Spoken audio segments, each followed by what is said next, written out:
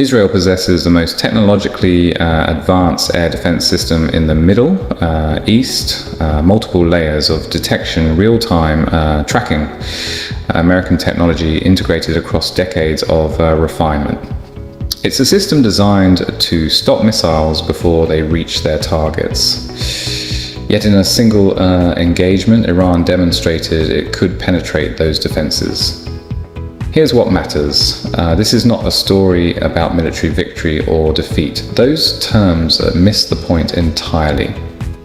This is a story about what was revealed. When you expose a weakness in an opponent's shield, you change every calculation that comes after. You fundamentally alter what's possible in future conflicts. Most observers focused on the wrong question. What did Iran destroy? Military analysts asked whether Israeli air defense worked, but strategists asked something far more significant. What did Iran learn? In those moments of engagement, Iran gathered crucial information, system response times, interception capabilities, gaps in coverage. This isn't abstract military theory. This is real intelligence about real capabilities gathered through actual combat testing. The question isn't whether Israel can rebuild its defenses. The real question is far more consequential. What does Iran know now that it didn't know before? And how will that knowledge reshape the Middle East? Iran launched a direct military strike against Israeli targets. Israel's layered air defense systems responded across multiple platforms. Iron Dome interceptors for short-range fire, David's Sling for medium-range threats, and the Arrow system for longer-range missiles. The engagement lasted hours. Some projectiles were intercepted. Some reached their targets. Israel declared the defense successful.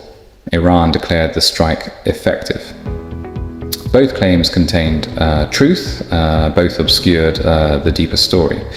What strategists were actually analyzing transcended the public narrative. Which systems engaged first? How many interceptors were deployed? Where were the gaps? What response times did Israel demonstrate? And these weren't academic questions. They were the foundation of intelligence assessments being filed in Jerusalem, Tehran, Washington, Moscow, and Beijing. The immediate actors were Iran's Revolutionary Guard Corps and Israel's Air Force. But the real audience was global. Every military power with interest in the region was watching, recording, analyzing. This wasn't simply a military engagement. It was an intelligence gathering operation conducted on an international stage, broadcast through satellite imagery and sensor data to adversaries and allies alike. Israel's air defense architecture was not built overnight. It was forged through decades of military conflict. Each war adding lessons, each lesson shaping the next generation of systems. The Yom Kippur War taught Israel a brutal lesson. Air superiority, once assumed permanent, could be lost. In moments, Egyptian and Syrian aircraft penetrated Israeli airspace. The psychological impact was profound. From that moment forward, Israel committed itself to a different approach. Layered defense. Redundancy. Are multiple systems operating in concert after wars in Lebanon and Gaza. Israel refined this architecture further. The result was a tiered system, each layer designed for specific threats. The Arrow system handles long-range ballistic missiles, intercepting them at high altitude. David's Sling manages medium-range threats. Iron Dome handles shorter range fire. Every system was built on assumptions about missile speeds, deployment patterns, and attack profiles. But Iran has spent decades testing these assumptions. Through intelligence gathering, military exercises, and actual military engagements, Iran studied Israeli defenses. Previous strikes provided data, response times became measurable. System limitations became apparent. Each exchange was reconnaissance. This strike was different. For the first time, Iran possessed sufficient capability to potentially shatter those assumptions. The strategic value of penetrating air defenses isn't measured primarily in destroyed targets. It's measured in proof. Once you've proven penetration is possible, you've changed every calculation that follows. Israel now understands its layered defense has thresholds. Certain missile types launched in certain patterns at certain quantities can overwhelm it. That knowledge is devastating because it means every Israeli strategic decision forward must account for sustained Iranian strikes as a real possibility. But there's a deeper dimension most analysis missed entirely. By demonstrating this capability, Iran accomplished something far more valuable than military impact. It gathered intelligence system, response times became measurable, interception rates became quantifiable, gaps became visible. That data becomes the foundation for the next phase of conflict planning. Iran can now refine tactics, adapt weapon types, adjust deployment strategies based on what actually happened, not on what it theoretically expected. Meanwhile, Israel's entire deterrence posture has been compromised. Deterrence rests on belief. Your opponent must believe you can stop them if they no longer believe that calculations change fundamentally. Additionally, this exposed something else.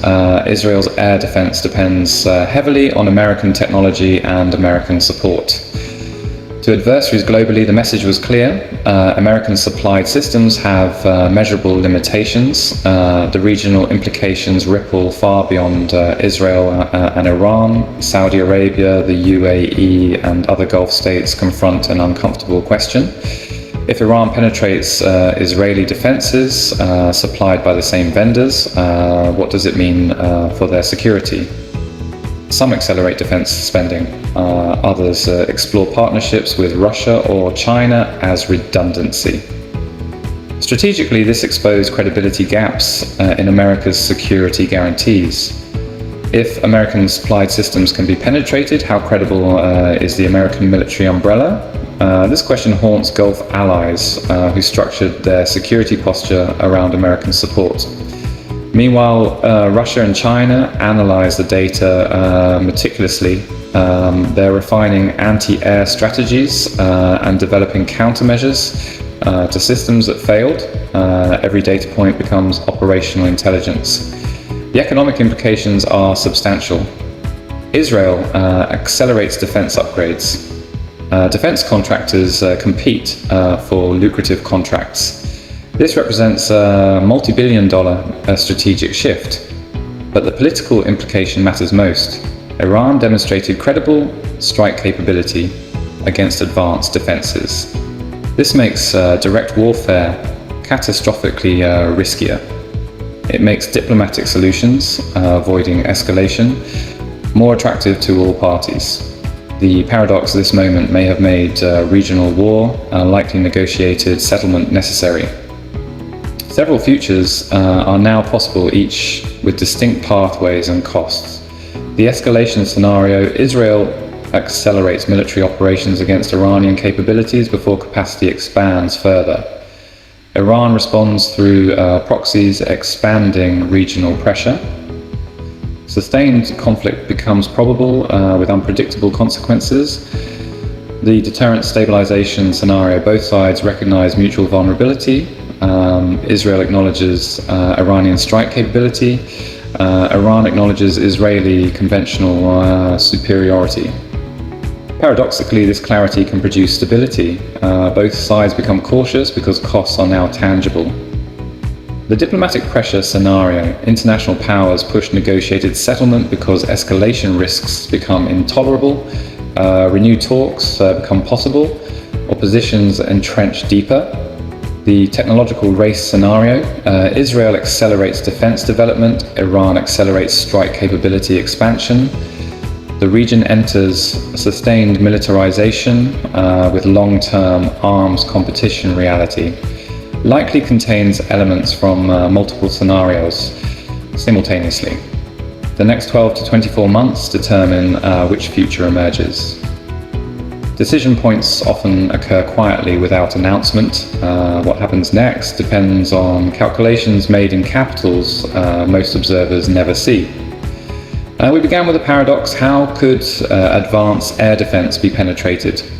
The answer reveals something fundamental about modern conflict. Military capability isn't binary. Systems have vulnerabilities. Once exposed, calculations transform. Iran didn't need to destroy critical targets. It needed to prove penetration was possible. It succeeded. This altered the regional security environment irreversibly. The hidden story most observers missed.